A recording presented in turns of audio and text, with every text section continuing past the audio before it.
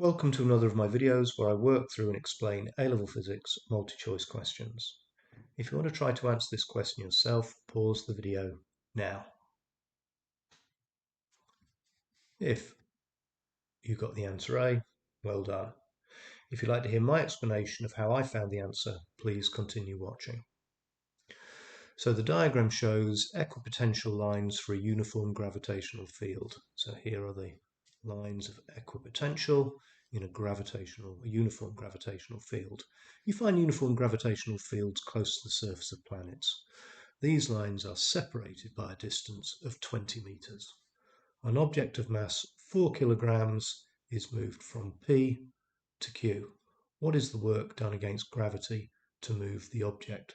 Well, work is going to be done because there's going to be the force of weight pulling that object down when we move it upwards.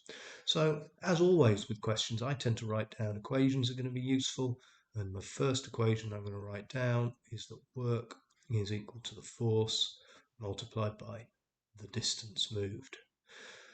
So I know the distance moved, and I'm only going to be interested in the vertical distance moved because that's the work that's being done against gravity in the vertical direction. Any horizontal movement is not being done because you're not moving against a force. So how am I going to find this force? Well, it's a uniform field, so I know the gravitational field strength is the same everywhere, which means the force on the object is going to be the same everywhere. The gravitational field strength in a uniform field, or in any field actually, is given by the change in gravitational potential over the distance. Well, the gravitational potential goes from V to V plus 3.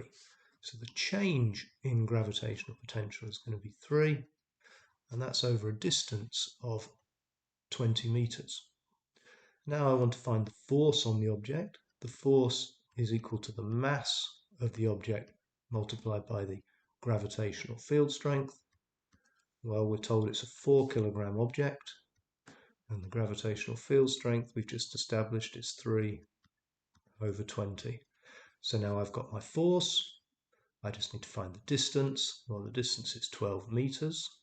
So I'm going to come back to my equation for work done is force times distance.